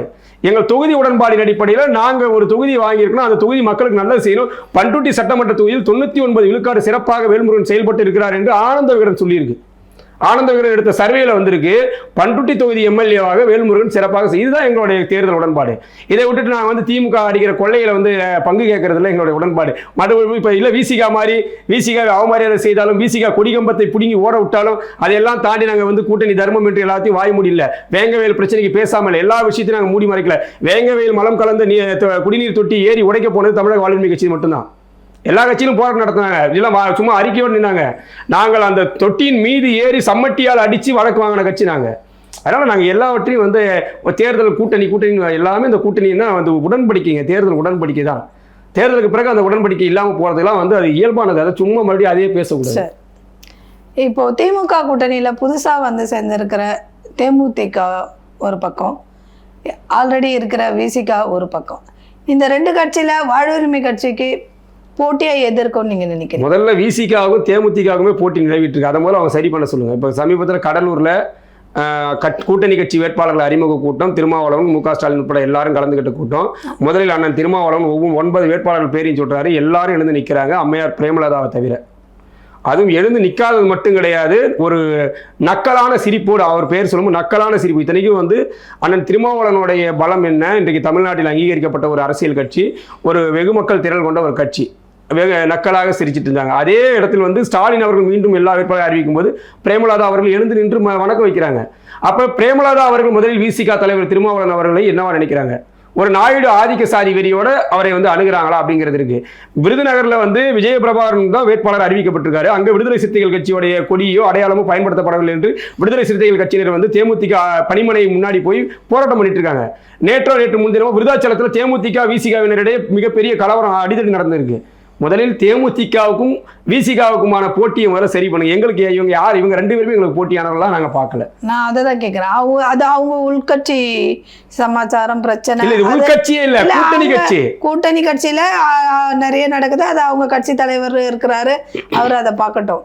நான் கேட்ட கேள்வி, இந்த 2 கட்சியில உங்க கட்சிக்கு போட்டி இவங்க 2 பேருமே நாங்கள் போட்டியே நினைக்கல. ஏன்னா இன்றைக்கு தமிழ்நாட்டில் எங்கள் கட்சிக்கு இருக்கக்கூடிய துணிச்சலும் உண்மையான திராணியும் வேற எந்த கட்சிகளும் இல்லைன்னு நாங்கள் நினைக்கிறேன். இன்றைக்கு வந்து விடுதலை சிறுத்தைகள் கட்சி கூட்டணியில் மிகப்பெரிய நெருக்கடி கொடுக்கப்பட்டது.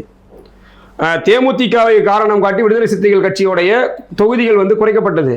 விடுதலை சிறுத்தைகள் கட்சி எதிர்பார்த்த தொகுதி அவரே சொல்லியிருக்காரு, நாங்கள் ஒரு தொகுதி கேட்டால் அவங்க ஒரு தொகுதி கொடுத்தாங்க, வேற வழி இல்லாமல் நாங்கள் வந்து தொகுதியில் வாங்கணும்னு அண்ணன் திருமாவளவன் சொன்னார்.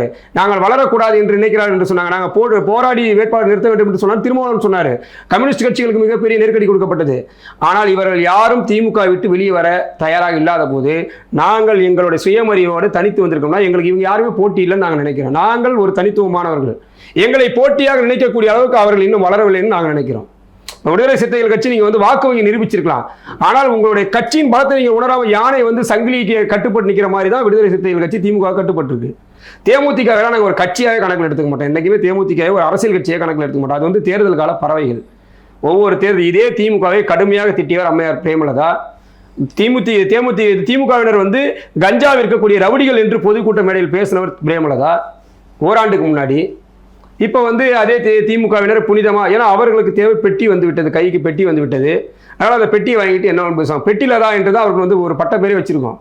அதனால் நீங்கள் பிரேமலதாவை அரசியல் கட்சியாகவோ தேமுதிகவை ஒரு அரசியல் கட்சியாகவோ நாங்கள் வந்து எங்களுக்கு போட்டியான கட்சிகளாக ஒருபோதும் பார்க்கணும். ஏன்னா கொள்கையோ ஒரு சிறந்த வேலை திட்டங்களோ இல்லாத ஒரு கட்சி. அவர்கள் தேர்தல் காலகட்டங்கள் யாருடனும் எப்படி வேண்டாலும் கூட்டி வைப்பார்கள். தமிழக வாழ்வுரிமை கட்சிக்கு ஒரு கொள்கை இருக்கிறது. நாங்கள் எப்படி வந்து தேமுதிக வந்து போட்டி கட்சியாக பார்க்க முடியும்? தேமுதிக மாதிரி எங்கே வளர்ந்துருக்குது? ஒரு ஆர்ப்பாட்டம் பண்ண அந்த கட்சிக்கு ஆள் கிடையாது, ஒரு போராட்டம் பண்ண கட்சிக்கு ஆள் கிடையாது. பணத்தை கொடுத்து வருஷத்துக்கு 5 வருஷத்துக்கு ஒரு முறை ஒரே ஒரு மாநாடு போட்டு நாங்கள் இவ்வளோ தொண்டர்களுக்குன்னு காட்டிட்டு அது வந்து கட்சி ஆகிடுமா? தமிழக வாழ்வுரிமை கட்சி 5 ஆண்டுகளில் இந்த 5 ஆண்டுகளில் எங்கள் அண்ணன் எம்எல்ஏ இருந்த காலகட்டத்தில் நூற்றுக்கணக்கான ஆர்ப்பாட்டங்கள் போராட்டங்கள், சென்னையில் வந்து எஸ்ஐஆருக்கு எதிரான பேரணி உட்பட பல்வேறு தொடர் வேலை திட்டங்களை இயங்கிட்டு இருக்கக்கூடிய ஒரு கட்சி. தேமுதிக செத்து போன ஒரு கட்சி. ரெண்டுத்தையும் எப்படி ஒப்பிட முடியும்? இப்போ நீங்கள் சொல்கிறீங்கல்ல, பிரேமலதா அவர்கள் வந்து ஒரு வருஷத்துக்கு முன்னாடி இப்படிலாம் திட்டாங்க, இப்போ புகழார். இது வந்து கூட்டணிக்குள்ளே இருக்கும்போது எல்லாருடைய நிலைப்பாடும் அப்படி தானே இருந்தது. வேல்முருகன் அவர்கள் வெளியில் வர்றதுக்கு ஒரு மாதமே வச்சுக்கோமே, அதுக்கு முன்னாடி ஸ்டாலினை பற்றி ஒரு பெரிய புகழாரம் பாடினவர் தான் வேல்முருகன் அவர்களும். அதுக்கப்புறம் ஏதோ ஒரு மனமுறிவு, அவர் வெளியில் வந்துட்டாரு. இன்னைக்கு நாங்கள் தைரியமாக வந்துட்டோம், நாங்கள் சுயமரியாதையோட இதெல்லாம் கரெக்டு. ஆனால் கூட்டணியில இருக்கும்போது இவரும் புகழாரம் தானே. இப்பவுமே இந்த நொடி வரைக்கும் அண்ணன் வேல்முருகனுடைய இந்த நொடி வரை அண்ணன் வேல்முருகனுடைய அத்தனை பத்திரிகையாளர் செய்திகளை எடுத்து பாருங்க. எந்த இடத்திலும் ஸ்டாலின் குறித்து தனி மனித தாக்குதலையோ இல்ல அதுதான் நீங்க ஒரு விஷயம் புரிஞ்சுங்க. தேமுதிக பிரேமலதாவுக்கும் எங்களுக்குமான வேறுபாடு மேல புரிஞ்சுங்க. பிரேமலதா அவர்கள் தனி மனித தாக்குதலை திமுக குண்டர்கள் என்று, திமுக கஞ்சா கடத்தக்கூடிய ரவுடிகள் என்று பேசியவர் பிரேமலதா அவர்கள். வீடியோ இருக்கு, போட்டு காட்டினா என் போன்ல என்ன வீடியோ வச்சிருக்கேன். இதுதான் எங்களுக்கு நாங்கள் ஒரு அரசியல் விமர்சனத்துக்கும் தனிப்பட்ட விமர்சனங்களுக்கும் அவர்கள் தனிப்பட்ட ஆதாயத்துக்காக காசு கொடுக்குற இடத்துக்கு விசுவாசமா அவங்க வேலை செய்யறாங்க. அவ்வளவுதான். இதான் செஞ்சு அதிமுக கூட்டணி இருக்கும்போது திமுக கடுமையாக தாக்குவதும், நாங்கள் எந்த கூட்டணியில் இருந்தாலும் இதுவரை அம்மையார் ஜெயலலிதாவாக இருக்கட்டும், கருணாநிதியாக இருக்கட்டும், இருவரும் தலைவர்களாலும் புகழப்பட்ட ஒருவர் வந்து அண்ணன் வேல்முருகன். சட்டமன்றத்திலே இருவராலும் புகழப்பட்ட. ஏன்னா அவர் யாருக்கிட்டையும் வந்து நீங்க வந்து தேர்தல் கூட்டணிக்காக யாரையும் வந்து ஒருமையில் விமர்சிக்கிறதோ, யாரையும் வந்து தரம் தாழ்ந்து விமர்சிக்கிறது, அவர்களின் தவறுகளை சுட்டி காட்டுறோம். நீங்க கடைசியா புகழ்ந்தாரு சட்டமன்ற மாண்பு, சட்டமன்றத்தில் கடைசி நாளில் வந்து அது நடைமுறையில் இருக்கு. அதுதான் அவர் சுட்டி காட்டுறாரு. இது வந்து அரசியல். நீங்க வைத்த குற்றச்சாட்டு எல்லாம் வந்து நிறைவேற்ற சரியாயிடுச்சு. அப்ப வந்து கஞ்சா கடத்தப்படல திமுக வந்து. நாங்க என்ன சொல்றோம்னா, நீங்க வைக்கக்கூடிய குற்றச்சாட்டுகளுக்கும் விமர்சனங்களுக்கும் வித்தியாசம் இருக்கு. திமுகவை கடுமையாக விஜயகாந்த் அவர்களுடைய கடந்த கால பேட்டிகள் எல்லாம் பார்த்தீங்கன்னா, அவர் சாகும் வரை திமுகவை எந்த இடத்துலையும் ஏற்றுக்கவே இல்லை. கருணாநிதி மிக மோசமாக விமர்சிச்சுட்டு இருந்தார். இறுதி காலம் வரை பழம் நழுவி பாலில் விடும் என்று கருணாநிதியை நம்பிக்கொண்டிருந்து அவர் பேட்டி கொடுத்த காலம்லாம் இருக்கு. தேமுதிக எப்படியாவது கூட்டணிக்கு வந்துடணும். இறுதி வரை கருணாநிதிக்கு கடைசி வரைக்கும் வழிவிடாமல் நின்றவர் விஜயகாந்த் அவர்கள். அப்படிப்பட்ட விஜயகாந்தின் பெயரை சொல்லி இன்னைக்கு வந்து கூட்டணி வச்சிருக்கீங்க. இன்னைக்கு விஜயகாந்த் தொண்டர்கள் அதை ஏற்க தயாராக இருக்கிறாங்களா?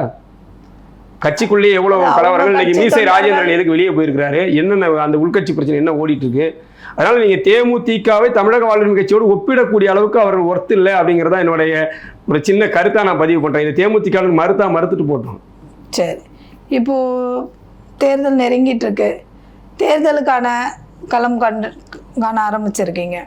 எந்த அளவுல இருக்கு உங்களுக்கான வரவேற்பு மக்கள் இல்ல நிறைய நெருக்கடிக்கு இடையில தான் அந்த தேர்தல் ஏற்படுது. கூட்டணி கட்சிகளுக்கான வரவேற்பு எப்படி இருக்கு? வரவேற்பை பொறுத்த வரைக்கும் பொதுமக்கள் கிட்ட எனக்கு தெரிந்த வரைக்கும் அண்ணன் வெளியேறிய அறிவிப்பு பலரும் கொண்டாடி இருக்காங்க. அதுவும் கட்சி சாராத பலர்கிட்ட வந்து நல்ல வரவேற்பு வந்து, ஏன்னா நீங்க தமிழ் தேசிய தளத்துல ஒரு மாற்று அரசியல் அமைப்பு இல்லையோ அப்படிங்கிற ஒரு வாய்ப்புல நிறைய பேர் வந்து இப்ப நாம் தமிழரை எடுத்துக்கணும். நாம் தமிழருக்கு வாக்களிக்கக்கூடியவர்கள் பெரும்பாலானவர்கள் வந்து அந்த கட்சியை விரும்பி வாக்கு போடுறவங்க கிடையாது. வேற வழி இல்லை, திமுக அதிமுக என்னால் ஓட்டு போட முடியாது, ஸோ நான் மாற்றா வந்து நாம் தமிழர் தமிழ் தேசிய அரத்தில் வந்து அவங்கள ஓட்டு போடுறாங்க. அப்படி மன வருத்தத்தோடு ஒரு அழுத்தத்தோடு வாக்களித்த பலருடைய ஒரு மாற்று ஏற்பாடாக இன்றைக்கு தமிழக வாழ்வுரிமை கட்சி இந்த தேர்தலை பார்க்கப்படுவது அவர்கள் வந்து எல்லாருமே வரவேற்பு செஞ்சிருக்காங்க. இதெல்லாம் தாண்டி எங்களுக்கு பல்வேறு இடங்களில் நெருக்கடிகள் இந்த அரசாலும் தேர்தல் ஆணையத்தாலும் கொடுக்கப்பட்டிருக்கு. எங்கள் கட்சியோட வேட்பாளர்களுக்கு முறையாக பல இடங்களில் சின்னம் வழங்கப்படலை. ஒரு தேர்தல் ஆணையம் இத்தனைக்கும் நாங்கள் உச்சநீதிமன்றம் வரைக்கும் டெல்லி உயர்நீதிமன்றம் வரைக்கும் போய் நாங்கள் தீர்ப்பு வாங்கினது அடிப்படையில் கேமரா சின்னம் ஒதுக்கப்பட்டிருக்கு. அதையும் எங்கள் கட்சி வேட்பாளர்கள் அபிடவிட்டில் ஏபி ஃபார்மோட வந்தால் நீங்கள் சின்னம் கொடுக்கணும், இதுதான் வந்து நடைமுறை. ஆனால் பல இடங்களில் எங்களுடைய சின்னங்கள் கொடுக்கப்படாமல் கடைசி வரை இழுக்கடிக்கப்பட்டது. ஒரு சில தொகுதிகளில் கேமரா சின்னம் கொடுக்கப்படவே இல்லை. பல தொகுதிகளில் நாங்கள் வந்து கணிசமான வாக்குகள் 20,000 வாக்குகள் 30,000 வாக்குகள் வாங்கக்கூடிய தொகுதிகளில் வேட்பு மனு எந்த விதமான காரணமும் இல்லாமல் நிராகரிச்சிருக்காங்க. அது குறித்து வந்து இப்போ உயர்நீதிமன்றத்தில் வழக்கு போடுறதுக்கு எங்கள் கட்சி தயாராகிட்டு இருக்கு. இப்படி பல்வேறு நெருக்கடிகள் எங்கள் கட்சியோடைய நிர்வாகிகளை மிரட்டுவது, பல்வேறு மிரட்டல்களுக்கு இடையில தான் நாங்கள் வந்து தேர்தல் வேலையை செஞ்சுக்கிட்டு இருக்கோம். ஆனால் அமோக வரவேற்பு மக்கள்கிட்ட இருக்கு. உறுதியாக நாங்கள் சில இடங்களில் வெற்றி பெறக்கூடிய அளவிற்கு கடுமையாக உழைச்சிக்கிட்டு இருக்கோம். இப்போ ஒரு 2 நாளைக்கு முன்னாடி கடலூரில் அந்த வேட்பாளர்களை அறிமுகப்படுத்தக்கூடிய, இப்போ நீங்கள் சொன்னீங்க இல்லையா, திரும்ப அவர்கள் சொல்லும் போது அவரை வந்து இவங்க அசிங்கப்படுத்துகிற விதமாக அவங்க உட்காந்துட்டு இருக்காங்க. அடுத்து முதல்வர் அறிவிக்கும் போது எழுந்து நின்று வணக்கம் போடுறது, இதை பண்ணும்போது இந்த மாதிரி ஒரு நிகழ்வுலேருந்து அவங்க என்ன பெருசாக சம்பாதிக்க முடியும்? அந்த இவங்க பண்ணுற இந்த ஒரு விஷயத்தால் அந்த சமூக மக்களுடைய ஓட்டை திமுக இழக்கக்கூடிய ஒரு சூழ்நிலையை இவங்க ஏற்படுத்தி இருக்காங்கல்ல. இல்லை, ஆரம்பத்திலிருந்தே திமுக வந்து ஒரு ஜனநாயக அமைப்புகளை, குறிப்பாக முற்போக்கு சிந்தனைக்கு வந்த அமைப்புகளை எல்லாம் ஒடுக்கக்கூடிய வேலைகளை தான் அந்த தேர்தல் கூட்டணி வேலையில பண்ணாங்க. அதில் மிக முக்கியமானது, இவ்வளவு நாளும் களத்தில் மக்களோடு தொழிலாளர்கள் உரிமைக்காக போராடிய பல்வேறு கம்யூனிஸ்ட் கட்சிகளாக இருக்கட்டும், விடுதலை சிறுத்தைகளாக இருக்கட்டும், இது போன்ற கட்சிகளுக்கு கூட்டணியில் வந்து தொகுதிகளை குறைத்தது. எந்த விதமான வாக்கு வங்கி அடிப்படையில் கூட நீங்கள் வந்து தேமுதிக வாக்கு வங்கி வெறும் 0.47% தான் கடைசி தேர்தலில். அந்த அடிப்படையில் கூட தகுதியற்ற ஒரு கட்சிக்கு வந்து 10 சட்டமன்ற உறுப்பினர்களும் ஒரு மாநிலங்களவை உறுப்பினரும் கொடுத்தது என்பது ஏற்கனவே கூட்டணிக்குள் ஒரு மிகப்பெரிய போச்சிலிருந்து, குறிப்பாக விடுதலை சிறுத்தைகள் 10க்கும் மேற்பட்ட தொகுதியில் எதிர்பார்த்தாங்க. இரட்டை இலக்கத்தில் தான் தொகுதி எதிர்பார்த்தாங்க. அவர்களுக்கு அந்த தொகுதிகள் வழங்கப்படாதது ஏற்கனவே அந்த கட்சி தொண்டர்களிடையே ஒரு பெரிய அதிருப்தியில் இன்றைக்கு வரைக்கும் இருக்காங்க. இது போன்ற செயல்பாடுகள் தொடர்ச்சியாக இப்போ நீங்கள் துரைமுருகன் காட்பாடியில் வந்து அமைச்சர் துரைமுருகனுடைய வாகனத்திலிருந்து விசிக நிர்வாகி இறக்கப்பட்டது, தேமுதிகவுடைய தொகுதிகள், தேமுதிக போட்டியிடும் தொகுதிகள் எல்லாம் விடுதலை சிறுத்தைகள் கட்சி தொடர்ச்சியாக அவருடைய அடையாளங்கள் புறக்கணிக்கப்படுறது, அண்ணன் திருமாவளவனையே நேரடியாக அவமரியாதை செய்வது என்பது என்ற சூழலில் பெரும்பான்மை சமூகமாக இருக்கக்கூடிய பறையர் சமூகத்துடைய வாக்குகளை திமுக இழப்பதற்கான ஒரு வாய்ப்பு இந்த தேர்தலில் இருக்குது. ஏன்னா அவர்கள் திட்டமிட்டு தேமுதிகவை வளர்த்தெடுக்க வேண்டும் என்ற ஒரே காரணத்தில் பெரும்பான்மை தமிழ் சமூகங்களாக ஏற்கனவே வன்னியர் சமூகத்தின் வாக்குகளை பெரும்பாலும் அவங்க வந்து இழந்திருக்காங்க. இன்றைக்கி வந்து பாட்டாளி மக்கள் கட்சி இல்லை, தமிழக வாழ்வுரிமை கட்சி இல்லை, எந்த விதமான வன்னியர் சமூகத்தின் ஒரு பெரிய அடையாளம் மிக்க கட்சிகள் எதுவுமே கூட்டணியில் இல்லை. இது ஒரு புறம் இருக்க, மிக முக்கியமான சமூகமாக இருக்கக்கூடிய பறையர் சமூகத்தின் அடையாளமாக நீங்கள் என்னதான் அவர் வந்து எல்லா சமூக தலைவராக இருந்தாலும் பறையர் சமூக வாக்கை பெரும்பாலும் வைக்கக்கூடிய ஒரு தலைவராக அண்ணன் திருமாவளவன் மட்டும்தான் திமுக கூட்டணியில் இருக்கிறாரு. இப்போ அவரை நீங்கள் தொடர்ச்சியாக அவமரியாதை செய்வதன் மூலமாக அந்த சமூகத்தின் வாக்குகளை திமுக இழப்பதற்கான வாய்ப்பு அதிகமாக இருக்குது அப்படிங்கிறது தேர்தல் முடிவில் எதிரொலிக்கும். ஏன்னா திமுகவின் வாக்கு வங்கி என்பது சிறுபான்மை மற்றும் பட்டியல் சமூகத்தினருடைய வாக்குகளை நம்பித்தான் இது வரைக்கும் திமுக வந்து தேர்தலில் வந்து களம் கண்டிருக்கு. இந்த முறை அந்த வாக்குகளில் பெருமளவு வந்து விரிசல் ஏற்படும் அப்படிங்கிறதா இது போன்ற செயல்பாடு நமக்கு உணர்த்துது. இல்லை, இந்த நிகழ்வுக்கு அப்புறம் மக்களிடையே ஒரு கருத்து, ஒரு சிந்தனையினே வந்து வச்சுக்கோங்களேன். அதாவது விஜயுடைய வருகை எப்படி வந்து திமுகவுக்கும் அதிமுக ஓட்டு வங்கியை குறைக்கிறதுக்கான ஒரு வருகையாக பார்க்கப்படுதோ, இவங்களுடைய இந்த செயல்பாடுகள் எல்லாம் பார்க்கும்போது இவங்களை கூட்டணியில் வச்சிருந்தே திமுகவை அழிக்கிறதுக்கான ஒரு வேலையை வேற ஏதோ ஒரு பெரிய கட்சி இவங்களை இயக்குற மாதிரியான ஒரு சிந்தனை மக்களுக்கு இடையில உருவாயிருக்கு. இல்லை, வேற ஏதோ ஒரு பெரிய கட்சி அப்படிலாம் நீங்களுக்கு தேவையில்லை. இந்த தேமுதிகவும் சரி, இருக்கக்கூடிய சில கூட்டணி, அந்த கூட்டணியில் இருக்கக்கூடிய சில கட்சிகளும் நேரடியாக பாஜகவோடு நீண்ட நல்ல உறவில் இருக்கக்கூடிய கட்சிகள் தான். அவங்க தேர்தல் காலகட்ட உடன்படிக்கையின் அடிப்படையில் ஏற்படலாக அதனால இதில் வந்து இணைஞ்சிருக்காங்க. மற்றபடி இவர்களுக்கு பாஜக கொள்கைக்கு எதிரானவர்கள், RSS எதிர்ப்பவர்கள், சனாதனத்தை எதிர்ப்பவர்கள்லாம் கிடையாது. இப்போ நீங்கள் KK செல்வகுமார்லாம் வந்து வேட்பாளராக அறிவிச்சிருக்கீங்க. நான் என்ன கேட்குறேன்னா, உங்கள் கூட்டணியில் KK செல்வகுமாருக்கு ஒரு தொகுதி கொடுத்துருக்கீங்க. அவர் கடைசி வரைக்கும் இந்த நொடி வரைக்கும் RSSல் தான் இருந்ததை பெருமையாக நினைக்கக்கூடிய ஒரு நபர். அது எல்லா இடத்துலையும் வெளிப்படையாக பேசக்கூடியவர். பிரதமர் மோடியை வாழும் கடவுள் என்று புகழக்கூடியவர். அவருக்கு சீட்டு கொடுத்துருக்கீங்க. உங்கள் கூட்டணியில் இருக்கக்கூடிய அருந்ததியர் சமூகத்துடைய எந்த கட்சிக்கும் ஒரு சீட்டு கூட இல்லை. ஒட்டுமொத்த அருந்ததியர் சமூக அமைப்புகளும் இந்த தேர்தலில் திமுக கூட்டணியில் இருக்குது. அது நாகை திருவள்ளுவனாக இருக்கட்டும், அதியமானா இருக்கட்டும், ஜக்கையனாக இருக்கட்டும், வெண்மணியாக இருக்கட்டும், அத்தனை பேருமே நீ ஒருமித்த கருத்தோடு திமுக ஆதரிக்கும் போது அவர்களிருந்து ஒருவருக்கு கூட இந்த மாதிரி சீட்டு கொடுக்கல. ஏற்கனவே போன முறை அதியமானுக்கு ஒரு சீட்டு கொடுத்துருந்தீங்க. அருந்ததியர் சமூக தலைவர்களின் ஒரு பிரதிநிதியாக அதியமானுக்கு ஒரு வாய்ப்பு கிடைச்சிது. ஆனால் இந்த முறை அவருக்கும் வாய்ப்பு மறுக்கப்பட்டிருக்கு. கடந்த முறை சூகா முருகராஜன் என்கிற ஒருவர் தேவேந்திர சமூகத்தின் பிரதிநிதியாக ஒரு தொகுதி கொடுத்திருந்தீங்க. இந்த முறை அவருக்கான தொகுதியும் மறுக்கப்பட்டிருக்கு. அப்போ பட்டியல் சமூகங்களுக்கான பிரதிநிதித்துவத்தை தொடர்ச்சியாக திமுக இந்த முறை புறக்கணிச்சிருக்கு. எல்லா பட்டியல் சமூக தலைவர்களையும் இந்த தேர்தலில் வந்து கடைசி நேரத்தில் அவங்க எந்த முடிவு எடுக்க முடியாத நிலைக்கு அவங்கள வந்து தள்ளி இருக்கு. ஆனால் நீங்கள் வந்து ஆதிக்க சாதி மனநிலை கொண்டவர்களை கொண்டு வந்து இந்த தேர்தலில் திமுக அதிக முக்கியத்துவம் கொடுத்துருக்கு. திட்டமிட்டே தான் திமுக இதை வளர்த்து எடுக்குது. திமுக இங்கே இன்று வரை பட்டியல் சமூகத்துக்கு செய்யக்கூடிய துரோகத்தை இந்த தேர்தல் கூட்டணி வெளிப்படுத்தியிருக்கு. எல்லா காலகட்டத்திலும் அமைச்சரவையில் பட்டியல் சமூகத்துக்கு முக்கியத்துவம் கிடையாது. கட்சியோடைய நிர்வாகத்தில் பட்டியல் சமூகத்துக்கு எந்த விதமான முக்கியத்துவம் கிடையாது. எத்தனை மாவட்ட செயலர் வந்து திமுக கொடுத்துருக்கு? எத்தனை அமைச்சரவையில் வந்து எந்த உயர்வான பொறுப்புகளில் திமுக கொடுத்துருக்கு? அப்போ இவ்வளவு துரோகங்களை தொடர்ச்சியாக செய்து வந்தது இந்த கூட்டணி உடன்படிக்கையிலும் ஆதிக்க சாதி மனநிலை கொண்டவர்களுக்கு கொடுக்கக்கூடிய முக்கியத்துவம். இப்போ நாயுடு சாதி, இப்போ நீங்கள் தேமுதிக அறிவித்திருக்கக்கூடிய 10 வேட்பாளர்கள் 6 வேட்பாளர்கள் நாயுடு இல்லைங்களா? 6 வேட்பாளர்கள் நாயுடு, ஒரு மாநிலங்களவை உறுப்பினரும் நாயுடு. அப்போ இந்த ஆதிக்க சாதி மனநிலை, KKSSR போன்றவர்களுடைய மனநிலை, இன்னும் சாதி ஆதிக்கத்தை முக்கியத்துவம் படுத்தி முன்னிலைப்படுத்தி நிற்கக்கூடியவர்கள் கொடுக்கக்கூடிய மனநிலையை குறைந்தபட்ச ஒடுக்கப்பட்ட பிற்படுத்தப்பட்ட மக்களுடைய குரலாக பட்டியல் சமூக மக்களின் உரிமைக்காக போராடக்கூடிய எந்த தலைவர்களுக்கும் இந்த தேர்தலில் திமுக கொடுக்கவில்லை என்பது அதனுடைய பெரும்பான்மை வாக்கு வங்கியில் ஒரு பெரிய ஓட்டையை கண்டிப்பாக போடும்.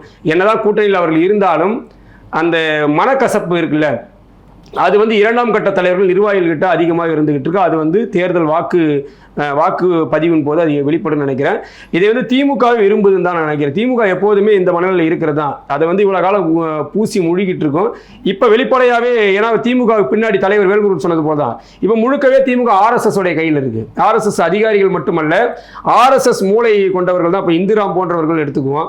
இன்னும் ஒருபடி வந்து பார்த்தீங்கன்னா, முன்னாள் ஐநாவுடைய ஆலோசகராக இருந்த எரிக் சொல்கமின் ஒருத்தர் இருக்கார். அவர் வந்து முழுக்க இன்னைக்கு திமுகவுடைய ஒரு ஆலோசகராக செயல்படுறாரு. அப்போ இவர்கள் எல்லாமே வந்து தமிழர் விரோதிகள் தான், தமிழ் சிந்தனைக்கு எதிரானவர்கள் தான். இவர்கள் வந்து இந்துத்துவ அரசியலை வந்து ஏற்றுக்கொண்டவர்கள் தான். அப்போ இவர்களுடைய பின்னணியில் தான் திமுக இயங்கும் போது இதில் வந்து நீங்கள் யாருடைய கையெல்லாம் சொல்லக்கூடாது. இது முழுக்க RSS உடைய கை தான் இருந்துகிட்டு இருக்கு. RSS திமுகவை தன்னுடைய கட்டுப்பாட்டில் முழுமையாக வச்சிருச்சு. ஏற்கனவே வீரமணி அவர்கள் 90களில் போட்டது போல தான் RSSல் கரைந்த இந்துத்துவாயில் கரைந்த திமுக அதுதான் இப்போ நடைமுறையில் இருந்துகிட்டு இருக்கு. இதில் எந்த மாற்று கருத்துமே கிடையாது. இல்லை, நான் சொன்ன விஷயத்தை அதுதான் நீங்க மறுபடியும் சொல்ற, திமுகவை RSS கையகப்படுத்தி விட்டது அப்படிங்கிறது. அது ஆட்சி இழப்பதா வேண்டாமதை தாண்டி திமுக என்ன செயல்படுத்த வேண்டும். வந்து ஒன்றும் இல்லாமல் பண்ணணும்னு தான் பிஜேபியோடைய எண்ணமா இருக்குன்னு சொன்னீங்க இல்லையா?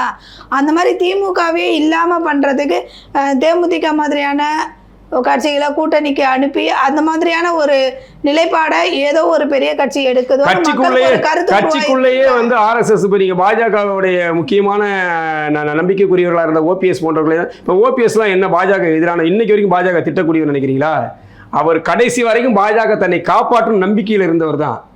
எப்படியாவது கடைசி அவர் இந்த கட்சியில் திமுக இணைவதற்கு ஒரு வாரத்துக்கு முன்னாடி பேட்டியில் பாருங்க, என்னை எப்படியாவது அதிமுக கூட்டணியில் பாஜக சேர்க்க முன் வர வேண்டும், முயற்சி எடுக்க வேண்டும் பேசிக்கிட்டு இருந்தது தான். இவர்கள் எல்லாம் திமுக ஏன் உள்ள அனுப்புது, இது பாஜக ஏன் திமுக உள்ள அனுப்புதுன்னா, திமுகவை இப்போ இன்றைக்கு வந்து அதிமுகவை அழித்து விட்டு திமுக விஸ் பாஜகன்னு ஒரு அரசியலை கொண்டு வர நினைக்கிற மாதிரி எதிர்காலத்தில் இந்த 2 திராவிட மொத்தமே பாஜகவுடைய அரசியல் என்பது மாநில கட்சிகள் இல்லாமக்கிறது.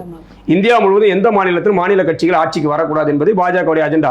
ஒரே நாடு, ஒரே தேர்தல், ஒரே கட்சி என்கிற அந்த ஒரு அரசியல் கோட்பாட்டில் பாஜக இயங்கிட்டு இருக்கு. அதனால வந்து 2 கட்சிகளையுமே வந்து அழித்தொழிக்கக்கூடிய வேலைகளில் தான் அது ஈடுபடும். அதில் அதிமுகவை உடனடியாக அழிக்க வேண்டும் என்று துடிக்கிறது. திமுகவை மெல்ல மெல்ல அடிச்சிட்டு இருக்கு. சேகரபாபு போல இன்னும் இருக்கக்கூடிய பல்வேறு இந்துத்துவவாதிகள், இப்போ மைத்ரேயன்லாம் உள்ள போயிருக்காரு திமுகவில். மைத்ரேயன்லாம் அப்பட்டமான RSS வாதி, இது எல்லாருக்குமே தெரியும். அப்போ இவர்கள் எல்லாம் வந்து திமுகவில் போயிட்டு என்ன சமூக நீதி பேச போகிறாங்களா? இன்னும் அதுக்குள்ளே இருக்க ஏற்கனவே அதுக்குள்ளே இருக்க ஆர்எஸ் பாரதி போன்றவர்கள் பேசக்கூடிய பேச்சுக்களே இங்கே இருக்கக்கூடிய பட்டியல் சமூகத்தை சிறுமைப்படுத்தக்கூடிய பேச்சுகள் தான் போகிறோம். உங்களுக்குலாம் கிடைச்சிருக்க பதவிகளாக நாங்கள் போட்ட பிச்சைன்னு பேசினோம் ஆர்எஸ் பாரதி. டிஆர் பாலு போன்றவர்களுடைய கருத்துக்கள் என்ன, இங்கே துரைமுருகன் போன்றவர்களுடைய கருத்து என்ன, பொன்முடி பேசின பேச்சுக்கள், இது எல்லாமே ஏற்கனவே வந்து ஆதிக்க சக்திகளாக தான் அவங்க இருந்துகிட்டு இருக்காங்க. ஆர்எஸ்எஸ் உடைய சித்தாந்தக்குள்ள தான் இருக்காங்க. இப்போ கூடுதலாக இன்னும் நிறைய பேர் வந்து அனுப்பிட்டு இருக்கு. கட்சிக்கு கூட்டணியாகவும் இப்போ தேமுதிக இன்னொரு பக்கம் இனப்பாசத்தின் அடிப்படையில் தேமுதிக திமுகவோட ரொம்ப இணக்கமாக இருக்காங்க. அந்த நாயுடு தெலுங்கு லாபியோடைய அரசியலுக்குள்ள குறிப்பாக ஏவாவேலுடைய சம்பந்திய வேற பிரேமலதா ஆக போகிறதா ஒரு செய்தி இருந்துகிட்டு இருக்கு. ஏவாவேலுடைய பையனுக்கு பிரேமலதாவுடைய பேத்தியை வந்து திருமணம் செய்து வைக்க போகிறாங்க. சாரி, ஏவாவேலுடைய பேத்தியை பிரேமலதாவுடைய பையனுக்கு வந்து திருமணம் செய்து வைக்க போகிறதா ஒரு பேச்சு இருக்குது. ஸோ இது இன ரீதியான ஒரு பாசமாகவும், நீங்கள் தெலுங்கர்களாகவே எப்பயுமே வந்து ஆர்எஸ்எஸ்க்கு ஆதரவானவர்கள் தான். தெலுங்கர்கள் தான் தமிழ்நாட்டில் இந்துத்துவ அரசியலை வந்து அதிகமாக இங்கே வந்து இந்த மண்ணில் வந்து இந்துத்துவாவையும் பார்ப்பனியத்தையும் அதிகமாக அந்த தமிழ்நாட்டுக்குள்ளே கொண்டு வந்து அதை வேரூன்ற வைத்தவர்கள் தெலுங்கர்கள் தான். இது வந்து எல்லாருமே மறுத்துடுறாங்க. என்னமோ இன்னும் சேர சோழ பாண்டியர்கிட்டே போகிறாங்க. விஜயநகர பேரரசு காலகட்டத்திலையும் அதுக்கு பிறகான காலகட்டத்திலையும் இங்கே நிலவிய பார்ப்பனிய ஆதிக்கம் குறித்து யாரும் பேசுகிறதே கிடையாது. ஸோ தெலுங்கர்கள் பார்ப்பனியத்துக்கு அடிமையானவர்கள் தான், பார்ப்பனியத்தை ஏற்றுக்கொண்டவர்கள் தான். அதில் வந்து நீங்கள் இப்போ திமுகவும் அது முழுமையாக தன்னை வந்து வெளிப்படுத்தக்கூடிய ஒரு நிலையை வந்து இப்போ இந்த தேர்தலை பார்க்குறோம். சரி, இப்போ நீங்கள் வியனரசு அவர்கள் வந்து உங்கள் வாழ்வுரிமை கட்சியில் இணைஞ்சிருக்கிறாரு அப்படின்னு சொன்னீங்க இல்லையா? நேற்று வரைக்கும் அவர் வந்து பாமக ராமதாஸ் அணியில் தானே இருந்தார். என்ன காரணத்தை முன்னிட்டு அவர் அங்கேருந்து இங்கே வந்திருக்காரு? இல்லை, அவருடைய விலகலுக்கு பிறகு ஒரு தெளிவான ஒரு காணொலியாகவும் அவருடைய பதிவும் என்ன போட்டிருக்காருன்னா, அவர் ராமதாஸ் அவர்களை கட்சியில் இணைவதற்காக போய் சந்திக்கலை. அன்புமணிக்கும் ராமதாஸுக்குமான மோதலின் போது அவரை ஏற்கனவே அவர் பாமகவில் கடந்த காலங்களில் கொள்கை பரப்பு செயலாளராக 2008-09 முன்பு இருந்தவர், ஒரு முக்கியத்துவமான பொறுப்புகள் இருந்தவர். அந்த அடிப்படையில் தன்னுடைய ஐயாவை சந்திக்க வேண்டும் என்ற ஒரு பாசத்தின் அடிப்படையில் போனவர். ஐயா அவர்கள் நீ இங்கே இருக்கணும்னு சொன்னதின் அடிப்படையில் இருந்தார். இன்றைக்கு சசிகலா அம்மையாருடனான பாமக கூட்டணி, ராமதாஸ் ஐயாவுடைய கூட்டணி என்பதை அவரால் ஏற்க முடியல. ஏன்னா எந்த விதமான கொள்கை கோட்பாடு இல்லாத ஒருவரோடு ஐயா வந்து கூட்டணி சேர்வதை அவரால் வெளிப்படையாக இருக்க முடியும். இப்போ நீங்கள் வியனரசு போன்றவர்கள் வந்து நீங்கள் கட்சி மாறுகிறார்கள் என்ற விமர்சனம் மட்டும்தான் வைக்க முடியுது. அவர்கள் எந்த கட்சியாக ஆதாயம் அடைந்தார்கள் யாரும் சொல்லலை, யாராலையும் சொல்ல முடியாது. அவர்கள் வந்து ஒரு கட்சியில் இருக்காங்க, அந்த கட்சியில் இருக்கக்கூடிய முரண்பாடுகளை எதிர்த்து வெளியே வராங்களே தவிர்த்துட்டு அது வந்து அந்த கட்சியில் வந்து எனக்கு இந்த பதவி கிடைக்கல, இது கிடைக்கலன்னு சொல்லி அவங்க வெளியே வரலை. அப்படி இருந்திருந்தால் அவர்கள் இப்போ நீங்கள் ராமதாஸ் ஐயாவோட இருந்தால் அவரும் ஒரு தொகுதி வேட்பாளராக அறிவிக்கப்பட்டிருக்கலாம். அவருக்கு அதுக்கான வாய்ப்புகள் இருக்குது, அதில் எந்த விதமான மாற்று கருத்துமே கிடையாது. ஆனால் அவர்கள் கொள்கை சார்ந்த அந்த கொள்கைக்கு எதிரான நிலைப்பாடை அந்த கூட்டணி ஐயா அவர்கள் எடுக்கும்போது அவர் வெளியே வர்றாரு. ஏற்கனவே அவர் இங்கே வர்றதுக்கான ஏற்கனவே பேசியிருந்தார். தமிழக வாழ்வுரிமை கட்சியோட 2 ஆண்டுகள் நம்ம ஐயாவோட போகிறதுக்கு முன்னாடி இங்கே தான் வர்றதுக்கு அவர் ஏற்கனவே பேசியிருந்தார். இடையில் ஐயாவின் அழைப்பை வந்து அவரால் தட்டி கழிக்க முடியாத சூழ்நிலையில், ஏன்னா ஐயாவால் அங்கே வளர்ந்தவங்க தான் எல்லாருமே. ராமதாஸ் ஐயாவோட தான் வந்து வடிவேல் ராவணனாக இருக்கட்டும், இவர் ஐயா வியனரசாக இருக்கட்டும், இப்படி பல்வேறு நீங்கள் பொதுவாகவே வடக்கே வன்னியர்கள் தெற்கே தேவேந்திரர் என்கிற முழக்கம் வந்து அன்றைக்கு வந்து ஐயாவால் முன்னெடுக்கப்பட்ட போது அதிகப்படியான தேவேந்திர சமூக தலைவர்கள், கள செயல்பாட்டாளர்கள் பாமகவில் இருந்தவங்க தான். அண்ணன் ஜான் பாண்டியனாக இருக்கட்டும், பசுபதி பாண்டியனாக இருக்கட்டும், எல்லாருமே சொல்ல முடியல. அப்படி வளர்ந்தவர் தான் ஐயா வியனரசு அவர்கள். அதனால் ராமதாஸ் மீதான பட்டின் அடிப்படையில் அவர் அங்கே இருந்தார். அந்த கூட்டணி முடிவு அவருக்கு உடன்பாடு ஏற்படலை, அதனால் அவர் வெளியே வந்துட்டார். சரி, இந்த தேர்தல் தமிழக வாழ்வுரிமை கட்சிக்கு எந்த மாதிரியான முடிவை ஏற்படுத்தி கொடுக்கும்? எங்கள் கட்சியோடைய பலத்தை நாங்கள் உணர்வதற்கான ஒரு பரீட்சை, அவ்வளோதான். நாங்கள் எங்கள் கட்சி காலமாக 15 ஆண்டுகளுக்கு மேலாக தனித்து உருவாக்கப்பட்ட ஒரு கட்சி. பல்வேறு போராட்டங்களை பல்வேறு கள வேலைகளின் மூலமாக எங்களை வளர்த்து கொண்டிருக்கிறோம். எங்களுடைய உண்மையான பலம் என்ன, எங்களுக்கு எவ்வளவு வாக்கு வங்கி இருக்குது, மக்களால் நாங்கள் எந்த அளவுக்கு நேசிக்கப்படுகிறோம் என்பதை நாங்கள் வந்து தெரிந்து கொள்வதற்கான ஒரு முயற்சி தான். இதை வந்து நாங்கள் மனதார வரவேற்கிறோம். ஏன்னா நீங்கள் மீண்டும் மீண்டும் ஒரு தொகுதியை வாங்கிட்டு அந்த ஒரு தொகுதிக்குள்ளே வெறும் ஒரு 40,000 வாக்குகள் தான் எங்கள் கட்சியோடைய வாக்குகளாக மீண்டும் மீண்டும் பிம்பப்படுத்துவதை விட தமிழ்நாடு முழுவதும் எங்களுக்கு எவ்வளோ வாக்குகள் இருக்குது அப்படிங்கிறத நான் தெரிஞ்சுக்கிறதுக்கான ஒரு நல்ல ஒரு வாய்ப்பாக இதை எங்கள் கட்சியோடைய அத்தனை நிர்வாகிகளும் ஏற்றுக்கொண்டு காலத்தில் வேலை செஞ்சுக்கிட்டு இருக்கோம். சரி, உங்கள் முயற்சிகள் வெற்றியடைய வாழ்த்துக்கள். நன்றி. நன்றி.